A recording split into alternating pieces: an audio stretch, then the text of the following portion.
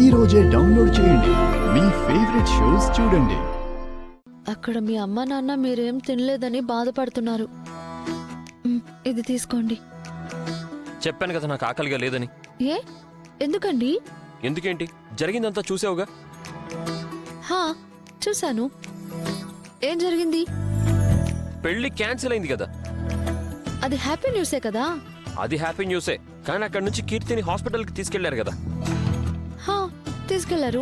అక్కడ మన మాట ఎవరు వినలేదు కదా. హా, వినలేదు. నిన్ను మావయ్యని అక్కడి నుంచి పంపించేశారు కదా. వెళ్ళమన్నారు. ఆ తర్వాత కీర్తికి అబార్షన్ కూడా చేశారు కదా. చేయలేదు.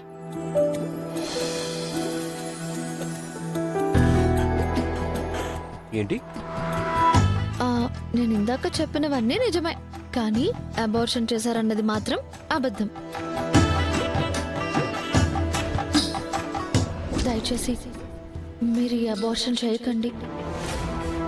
మీరు మానవత్వంతో ఆలోచించి ఒక తల్లికి కడుపు కోతని దూరం చేయొచ్చు. ఐ కెన్ అండర్స్టాండ్ అమ్మా, కానీ బయట ఉన్న వాళ్లకు నేనేం సమాధానం చెప్పను? ఎవరికి సమాధానం చెప్పక్కర్లేదు డాక్టర్.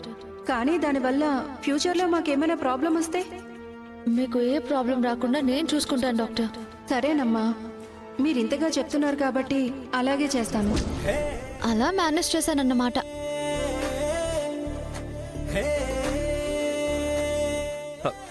ఎంత గుడ్ న్యూస్ చెప్పావు తులసి. You are amazing.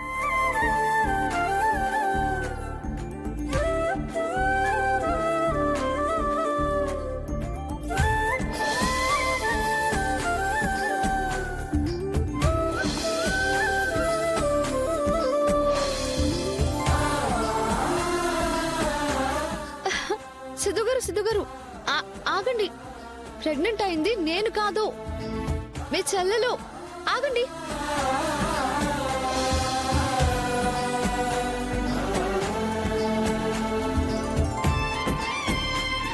తులసి, నాకు ఇప్పుడు బాగా ఆకలేస్తుంది.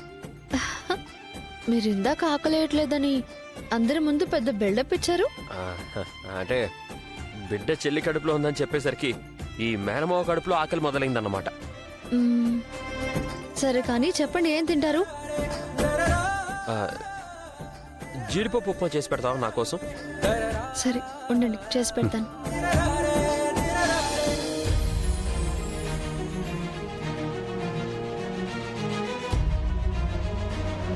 సరే మేడం, మీరు అడిగినట్టు ఒక్కరోజు టైం ఇస్తాను. కానీ 24 అవర్స్ దాటిన తర్వాత మీ ఆయన ఆచూకీ దొరక్కపోతే మాత్రం విశ్వాన్ని ఖచ్చితంగా అరెస్ట్ చేసి తీసుకెళ్తాను. ఎస్ఐ గారు చెప్పినట్టు 24 గంటలు జైసర్ ఆచూకీ ఎలా అయినా కనిపెట్టాలి, లేదంటే పోలీసులు విశ్వాన్ని అరెస్ట్ చేస్తారు. అమాయకుడైన విశ్వాకి అన్యాయం జరగకూడదు.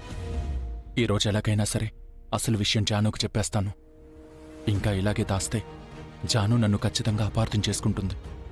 విశ్వాన్ని కాపాడడం కోసమైనా ఈరోజు జైసర్ని బయటికి రప్పిస్తాను.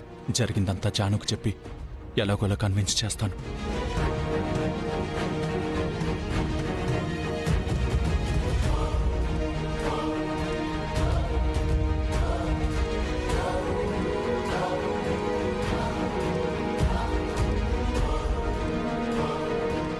జాను, జాను,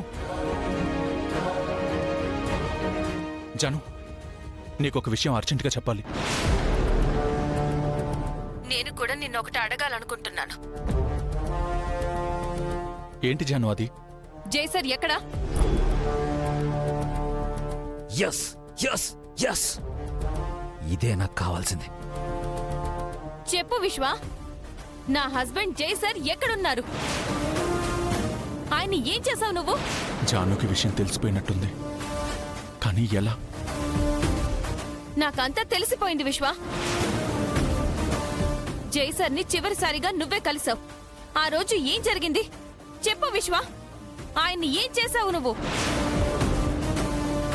అది అలా అడుగుచాను.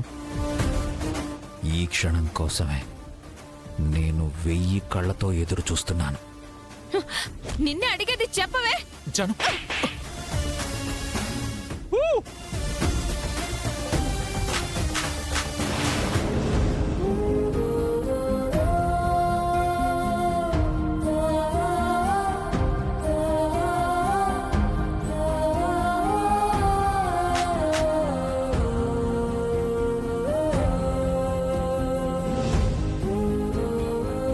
నువ్వన్నది నిజమే జాను. జై సార్ని నేను ఆ రోజు కలిశాను. కానీ అసలు ఏం జరిగిందంటే ఆ రోజు జై సార్ నా మీద కోపంతో వచ్చి గొడవ పడ్డారు. అంతా అబద్ధం.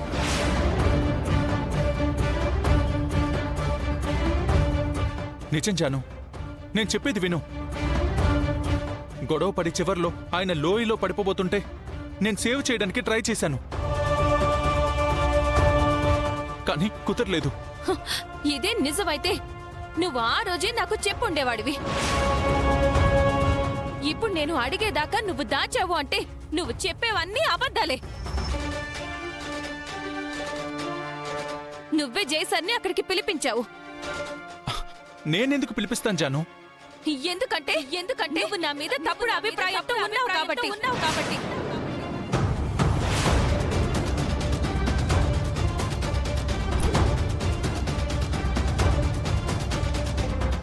Yes Janu, you are absolutely right and my target is reach. నాకు నీ మీద తప్పుడు అభిప్రాయమా? ఏం మాట్లాడుతున్నావు జాను? హే, చాలింకా.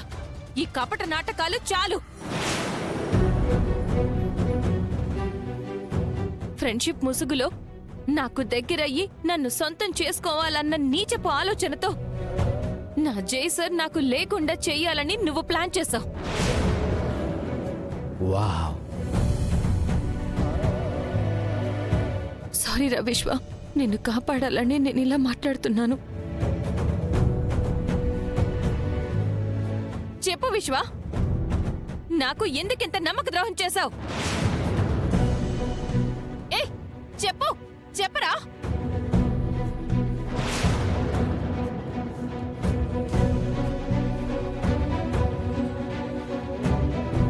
నా మాట వించాను.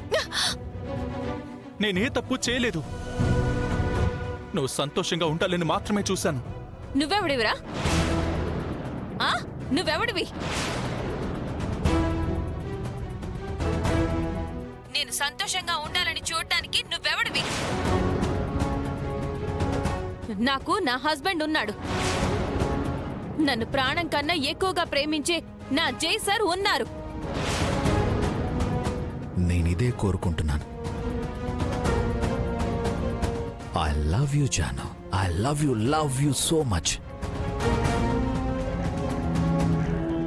ఇంత చేసి ఇన్ని రోజులుగా ఇంట్లోనే ఉంటూ నాతో ఒక్క మాటైనా చెప్పలేదంటే నువ్వెంత దుర్మార్గుడివో తెలిసిపోయింది.